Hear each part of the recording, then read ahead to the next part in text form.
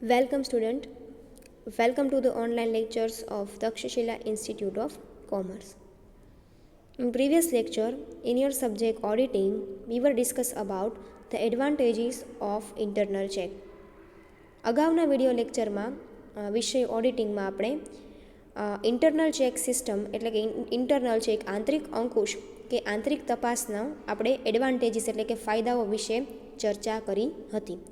તો એ ફાયદાઓ છે એ બે ભાગમાં ડિવાઈડ કરવામાં આવ્યા હતા. એક હતું એડવાન્ટેજીસ ટુ એમ્પ્લોયર, તો કે ભાઈ એમ્પ્લોયર એટલે કર્મચારીઓ માટે ઇન્ટરનલ ચેક સિસ્ટમ છે એ કેટલી ફાયદાકારક છે, અને એડવાન્ટેજીસ ટુ ધ ઓડિટર અને ઓડિટર માટે આ સિસ્ટમ છે એ કેટલી ફાયદાકારક છે.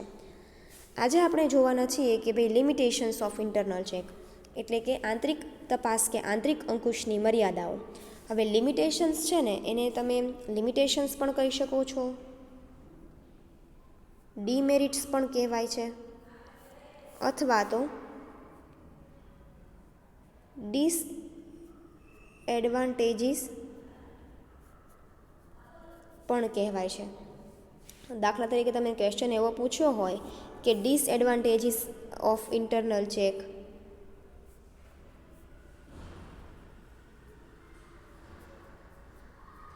ડિસએડવાન્ટેજીસ ઓફ ઇન્ટરનલ ચેક અથવા તો ડીમેરિટ્સ ઓફ ઇન્ટરનલ ચેક અથવા તો લિમિટેશન્સ ઓફ ઇન્ટરનલ ચેક, તો પણ આન્સર છે તમારે શું આવશે? એઝ ઇટ ઇઝ આ જ તમારે લખવાનો આવે. તો internal check has it's on limitations which are follows and must be taken care of. તો ઇન્ટરનલ ચેક સિસ્ટમ એટલે કે આંતરિક અંકુશની જે પ્રક્રિયા છે એના પોતાના ઘણી મર્યાદાઓ છે. વિચાર જે નીચે પ્રમાણે વિચાર એઝ ફોલો, જે આપણે ધ્યાનમાં લેવી જરૂરી છે. પહેલું છે where the system of internal checks is in existence, auditors sometimes become careless since he takes it for granted that the accounts are correctly written. In reality, this may not always be so. શું છે? First શું કીધું?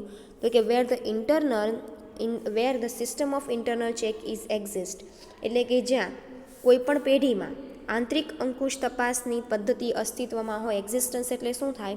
અસ્તિત્વમાં. અને આંતરિક અંકુશ એટલે કે internal check એટલે કે જ્યાં આંતરિક અંકુશની જે પ્રક્રિયા છે એ અસ્તિત્વમાં હોય, એ પદ્ધતિ હોય. Auditor sometimes become a careless, auditor છે એ ત્યારે શું ઘણી વખત છે એ કેરલેસ થઈ જાય એટલે કે નિશ્ચિંત થઈ જાય. કોઈ પણ આંતરિક અંકુશમાં, કોઈ પણ કંપનીમાં જે આંતરિક અંકુશ હોય ત્યાં ઓડિટર છે એ ઘણી વખત છે એ કેરલેસ થઈ જાય એટલે કે નિશ્ચિંત થઈ જાય છે. Since he takes it for granted that accounts are correctly written, તો કે ભાઈ એ એવું વિચારે છે, એ એવું માને છે કે ભાઈ જે અકાઉન્ટ્સ લખાવવામાં આવ્યા છે ઇન્ટરનલ ચેક દરમિયાન એ બધા જ કરેક્ટલી સાચા જ લખાયા છે. રિટન એટલે કે કરેક્ટલી, રિટન એટલે કે લખાયેલા હોવ, ને કરેક્ટલી એટલે કે સાચા. તો એક રીતે છે એ કેરલેસ એટલે કે નિશ્ચિંત થઈ જાય છે કે ઇન્ટરનલ ચેક સિસ્ટમ દ્વારા રેગ્યુલરલી જે કોઈ પણ વર્ક થાય છે એ કન્ટિન્યુઅસ એનું ઓડિટ થતું જાય છે. એટલે એ એવું માને છે ઓડિટર કે ભાઈ એવરી ટાઈમ જે કાંઈ પણ અકાઉન્ટ્સ લખાયા છે એ પ્રોપરલી કરેક્ટ લખાયા છે, સાચા લખાયા છે. ઇન રિયાલિટી, જો પરંતુ સાચામાં, હકીકતમાં, this is not always be so, તો કે દર વખતે અકાઉન્ટ્સ છે એ સાચા લખાયા જ હોય એવું જરૂરી નથી. ઓકે, તો sometimes auditor become a careless and he thinks that every transaction which are written in the books of account are correctly written. એટલે કે ઘણી વખત ઓડિટર એવું વિચારે છે કે જે કાંઈ પણ હિસાબો લખવામાં આવ્યા છે એ બધા સાચા જ લખાયા છે, પણ એકચ્યુઅલીમાં રિયાલિટીમાં છે એ દર વખતે એવું હોતું નથી. બીજી લિમિટેશન્સ છે the employee is also likely to be careless. The employee is also likely to be careless about the accounts. તો કે ભાઈ ઘણી વખત એમ્પ્લોઈઝ એટલે કે કર્મચારીઓ પણ કેરલેસ થઈ જાય છે, નિશ્ચિંત થઈ જાય છે કામ કરવા પ્રત્યે, અકાઉન્ટ્સ લખવા પ્રત્યે.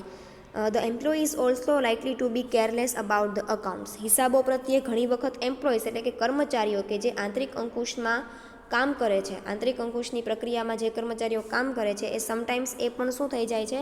કેરલેસ એટલે કે નિશ્ચિંત થઈ જાય છે અબાઉટ ધી એકાઉન્ટ્સ એટલે કે હિસાબો પ્રત્યે. ઓન ધ અઝમ્પશન, અને એવું ધારે છે કે અઝમ્પશન્સ એટલે શું થાય? ધારણા. અને એવું ધારે છે that the work is automatically going to be checked, અને એ પણ એવું વિચારે છે, એ પણ એવું ધારણામાં માની લે છે કે અકાઉન્ટ્સ છે, જે કાંઈ પણ કાર્ય છે એ ઓટોમેટિકલી કન્ટિન્યુઅસ છે એ ચેક થતું રહે છે. The chance of error and fraud there four increases, અને એટલા માટે એરર એન્ડ ફ્રોડ એટલે કે ભૂલ અને છેતરપિંડીના જે શક્યતાઓ છે એ વધતી જાય છે. એટલે કે બીજું લિમિટેશન્સ એવું કહેવા માગે છે કે સમટાઈમ્સ એમ્પ્લોય પણ એવું અઝમ્સ કરી લે છે, ધારી લે છે કે ભાઈ જે કાંઈ પણ કામ કર્મચારીઓ એમ્પ્લોઈઝ દ્વારા કરવામાં આવે છે ઓટોમેટિકલી એના હેડ દ્વારા રેગ્યુલરલી છે ચેક થવાનું છે. તો એ પણ નિશ્ચિંત થઈ જાય છે અને અકાઉન્ટ્સ પ્રત્યે થોડું ઘણું બેદરકારી કે નિશ્ચિંત થઈ જાય છે. અને ત્યારે પણ એવું બની શકે કે ધંધામાં એરર અને ફ્રોડ એટલે કે ભૂલ અને છેતરપિંડીની શક્યતાઓ વધી જાય છે. ત્રીજું, the use of internal check system demand the service of many employees, એટલે કે ઇન્ટરનલ ચેક સિસ્ટમ જો કોઈ પણ કંપનીમાં આપણે ઉપયોગમાં લેવી હોય, the use of internal check system એટલે કે જો આપણે કોઈ પણ કંપનીમાં આંતરિક અંકુશની પ્રક્રિયાઓ દ્વારા કામ કરવું હોય, it demands the service of many employ, તો કે ભાઈ એમાં ઘણા બધા કર્મચારીઓની સેવાની જરૂર પડે, ઘણા બધા કર્મચારીઓની છે આપણે જરૂર પડે. ફોર સ્મોલ બિઝનેસમેન તો કે ભાઈ નાના ધંધાકીય કે નાના બિઝનેસમેન માટે, નાનો ધંધો કરતો વ્યક્તિ માટે ઇટ પ્રૂવ્સ ટુ બી એક્સપેન્સિવ, તો કે ભાઈ નાના જે ધંધો કરે છે, નાના પાયા ઉપર નાના રોકાણ ઉપર જે કોઈ પણ વ્યક્તિ કામ કરે છે એના માટે it's prove to be expensive, તો કે એના માટે એ થોડુંક ખર્ચાળ થઈ જાય છે, એક્સપેન્સિવ થઈ જાય છે. ઓકે. અને ફોર્થ છે the error and fraud can be committed if 2 or more employees joins hand. Error and fraud એટલે કે ભૂલ અને છેતરપિંડી કેન બી કમિટેડ ની શક્યતાઓ વધી જાય છે, અથવા તો એરર એન્ડ ફ્રોડ છે એ કોઈ પણ થઈ શકે છે ઇફ 2 or more employees જોઈન્સ, બે કે બે કરતાં વધારે વ્યક્તિઓ જ્યારે બે કે બે કરતાં વધારે કર્મચારીઓ જ્યારે ભેગા થઈને કામ કરે ત્યારે બધા કર્મચારીઓ છે ભેગા થઈને ભૂલ કે છેતરપિંડી પણ મોટા પ્રમાણમાં કરી શકે છે. Hands join hands and detection of સચ error and fraud become very difficult, તો કે બે કરતાં વધારે વ્યક્તિઓ જ્યારે ભેગા થઈને કોઈ બહુ મોટી ભૂલ કે છેતરપિંડી કરવાના હોય કંપની સાથે, તો it become a difficult to find out the fraud and error, તો કે ભાઈ એવા સમયે કંપની કે ઓડિટર માટે ખૂબ અઘરું બની જાય છે આટલા બધા વ્યક્તિઓએ જે કાંઈ પણ છેતરપિંડી કે ફ્રોડ કર્યો હોય એને શોધવા માટે. બરાબર. તો આ 4 પ્રકારની જે છે એ લિમિટેશન્સ છે જે આપણે જોઈએ છીએ.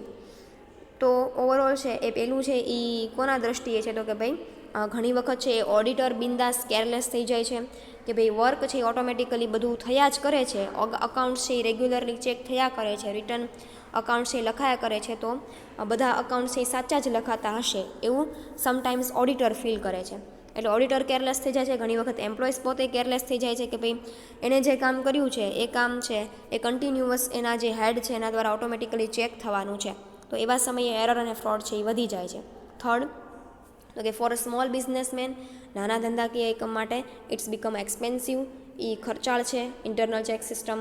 અને ચોથું કે જ્યારે 2 or more employees are jointly joints hand and commit the fraud, એટલે કે બે કરતાં વધારે કર્મચારીઓ ભેગા થઈને હાથ મિલાવીને ફ્રોડ કરવાના હોય કે ભાઈ ભેગા થઈને ફ્રોડ કરતા હોય ત્યારે છે કંપની માટે કે ઓડિટર માટે એમની ભૂલ કે છેતરપિંડી શોધવી છે ઇટ બીકમ અ ડિફિકલ્ટ, અઘરું બની જાય છે. તો આ 4 છે એ લિમિટેશન્સ છે.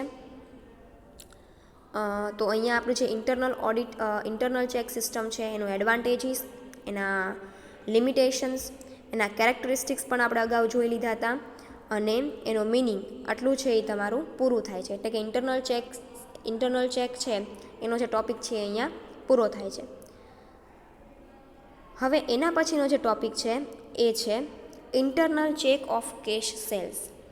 હવે ઇન્ટરનલ ચેક ફોર કેશ સેલ્સનો મિનિંગ શું થાય, તો કે ભાઈ આંતરિક રોકડ વેચાણ માટે, કેશ સેલ્સ એટલે શું થાય, કેશ એટલે રોકડ અને સેલ્સ એટલે વેચાણ.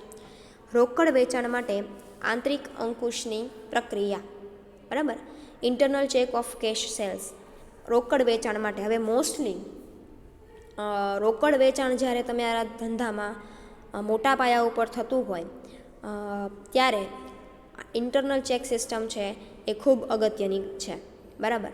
કે જે કોઈ પણ બિઝનેસ છે, જે કોઈ પણ પેઢી છે એમાં ખૂબ મોટા પ્રમાણમાં રોકડ વસ્તુનું વેચાણ થતું હોય ત્યારે ઇન્ટરનલ ચેક સિસ્ટમ છે એ ખૂબ અગત્યની થઈ જાય છે.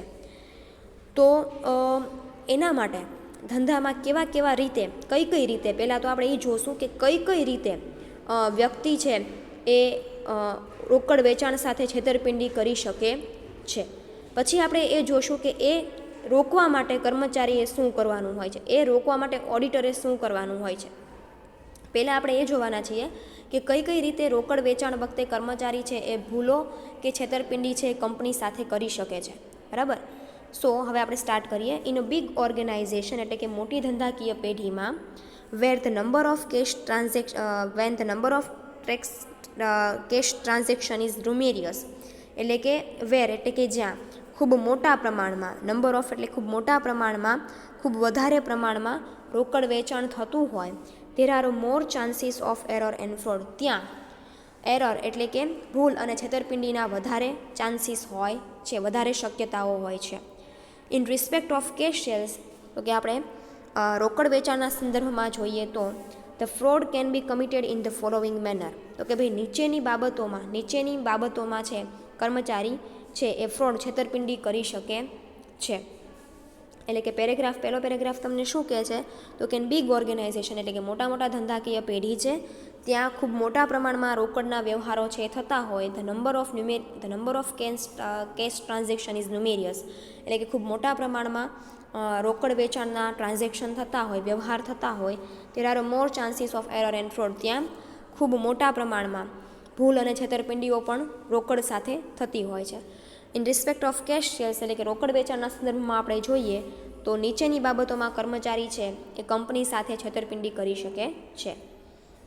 પેલું છે by not accounting for sales that is cash paid by customer is imbalance by the employ.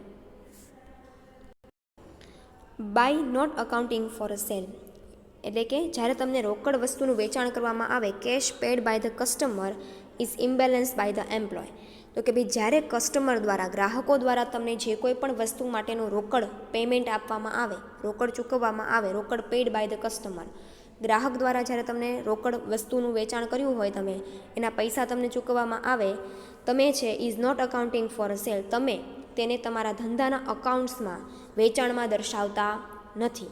અને બાય ઇમ્બેલેન્સમેન્ટ ઓફ કેશ ત્યારે તમે રોકડની છેતરપિંડી કરો છો. બરાબર. પેલું શું કીધું, કસ્ટમર દ્વારા જે કાંઈ પણ કેશમાં પેમેન્ટ કરવામાં આવ્યું હોય તે તમે તમારા હિસાબોમાં દર્શાવતા નથી. બીજું, by showing cash sales at lower figure than the actual ones એટલે કે જ્યારે તમે cash sales at lower figure than actual sales, એકચ્યુઅલીમાં વાસ્તવમાં જેટલા રૂપિયાનું તમે વેચાણ કર્યું છે એના કરતાં તમે લોઅર ફિગર એટલે કે ઓછી અમાઉન્ટ છે એ દર્શાવો છો. ફોર એક્ઝામ્પલ તમને 1 લાખ રૂપીસનું સેલ્સ કર્યું છે આજના આખા દિવસમાં, ફોર એક્ઝામ્પલ 1 લાખ રૂપીસનું તમારું એકચ્યુઅલ સેલ્સ છે, તમે વાસ્તવમાં તમે સાચું છે આજે 1 લાખ રૂપિયાનું વેચાણ કર્યું છે, પણ તમે બુક્સ ઓફ અકાઉન્ટમાં એટલે કે હિસાબી ચોપડામાં માત્ર 80,000 દર્શાવો છો, 80,000 દર્શાવો છો. એટલે કે તમે શું કર્યું, એકચ્યુઅલી તમે જેટલું સેલ્સ કર્યું છે 1 લાખ રૂપીસનું એના કરતાં તમે ઓછી અમાઉન્ટ છે એ તમારા બુક્સ ઓફ અકાઉન્ટમાં દર્શાવો છો.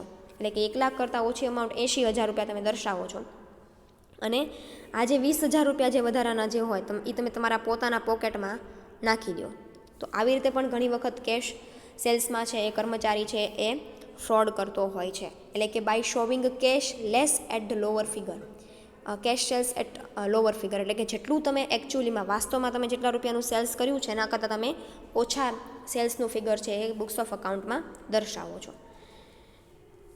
There are 3 types of cash sales તો કે રોકડ વેચાણના મુખ્ય 3 પ્રકારો છે. બરાબર. પેલું છે તો કે ભાઈ આ 2 રીતે તમે કેશમાં ફ્રોડ છે કરી શકો છો.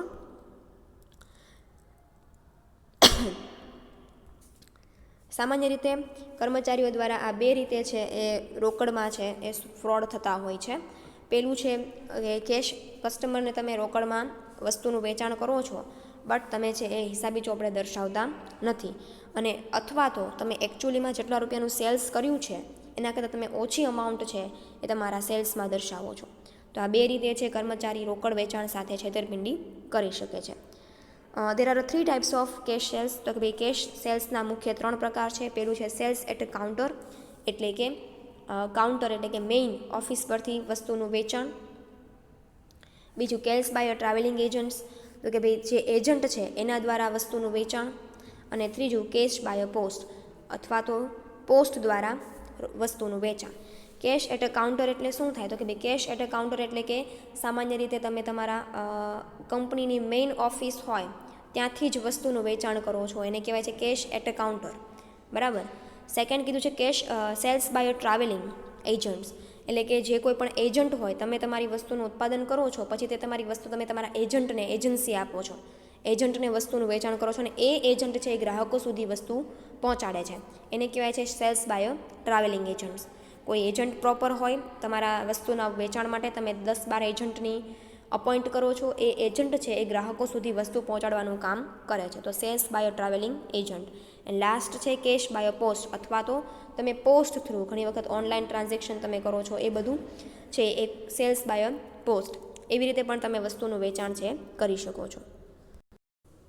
તો આજે આપણે છે એ એટલું રાખીએ છીએ કે ભાઈ limitations of cash sale, limitation of internal check એટલે કે આંતરિક અંકુશની મર્યાદાઓ, લિમિટેશન્સ પણ કહી શકાય, ડિસએડવાન્ટેજીસ પણ કહી શકાય, ડીમેરિટ્સ પણ કહી શકાય.